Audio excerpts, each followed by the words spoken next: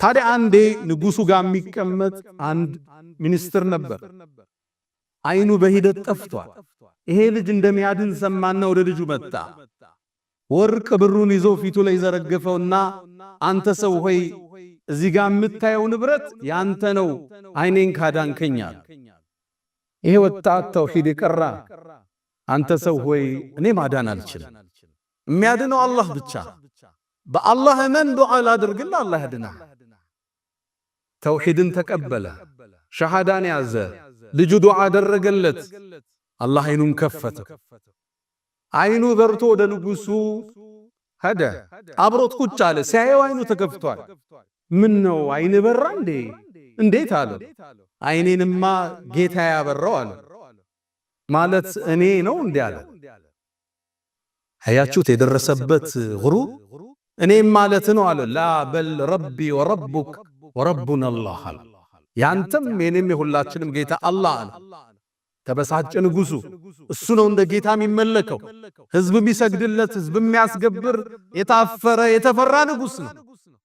ተበሳጨ፣ ገረፈው፣ ቀጣው። ማን እንዳዳነ ንገረኝ አለው። ዱላ ሲበዛበት ወደ ልጁ አመላከተ። ልጁ ተይዞ መጣ። ንጉሱ ሲያየው ደነገጠ። አንተ ልጅ ሆይ ሲሕር እንድትማር ድግምት ብንልክ ህዝብ ማዳን ጀምረሃል እንዴ?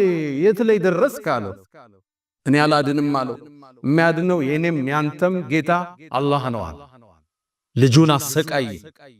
ዱላ ሲበዛበት ማን እንዳስተማረው ተናገረ። ያ ሼኽ ከቤታቸው ተይዘው መጡ። እሱ ስለሆነ የጥፋት ምንጭ ብሎ ያመነው ተመለስ ከመንገድ አለ። ሶስቱ ካልተመለሱ ህዝብ የንጉሱን ጌትነት ሊክድ ሆነ።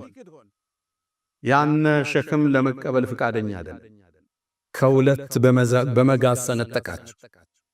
ያንን የሱን ሚኒስትር ተመለሳለሁ እምቢ አለ። ከሁለት ሰነጠቀ። ሸሂድ ሆነ። መጨረሻ ህፃኑን ተመለሳለሁ ወጣቱ በጭራሽ ቶሎ ሊገለው አልፈለገም። ብዙ ሰው ስላዳነ እሱን በመመለስ ያጣውን የጌትነት ስልጣን መመለስ ፈልጓል። ሰራዊቱን ጠራ። እዚህ ተራራ ይዛችሁ ትቱ፣ ጫፍ ላይ እንደደረሳችሁ ተመለስ በሉት ስለሚፈራ። ከተመለሰ ይዛችሁ ተመለሱ፣ እምቢ ካለ ጣሉታል። ተራራ ላይ ይዘውት ወጡ። ተራራው ጫፍ እንደደረሰ አንድን ዱዓ አረገ። አላሁመ ክፊኒሂም ቢማ ሸእት፣ አላህ ሆይ በምትፈልገው ብቃኛል። ተራራው ተንቀጠቀጠ። ሁሉም ወድቀው ሞቱ። ይሄ ሕፃን ልጅ ተመለሰ። ይወጣት ወደ ቤቱም ማለትም ወደ ንጉሱ መጣ። የተውሂድ ዓላማ አንግቧል። ማስተላለፍ ማስረጽ የፈለገው ነገር አለ። ምን ሆነ ሰራዊቱ አለው። አላህ በቃኛል። እንግዳማ ሌላ ሰራዊት ያዘና በመርከቡ ሰዱታል። ወንዙ መሃል ስትደርሱ ተመለስ በሉት፣ እምቢ ካለ ጣሉታል። ወንዙ መሃል ላይ ሲደርስ ተመለስ አሉት። ዱዓ አደረገ። አላህ ሆይ በምትፈልገው እነዚህ ሰዎች ብቃኛል።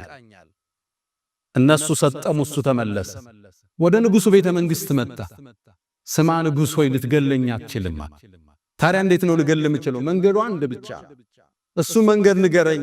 ህዝብ ሰብስባ እኔ ቴምር ዛፍ ላይ ስቀለኝ፣ ከዛም በኔ ቀስት አውጣና በልጁ ጌታ አላህ ስም ብለህ ወርውረው ቀስቱና። ንጉሱ የተፈጠረበትን ሳት ለማጥፋት ቀላል መንገድ እንደሆነ አሰበ። ህዝብን ሰበሰበ። የቴምር ዛፍ ላይ ሰቀለው። ቀስቱን አወጣና ቢስሚላህ ወረቢል ጉላም፣ በአላህ ስም በልጁ ጌታ ብሎ ወረወረ።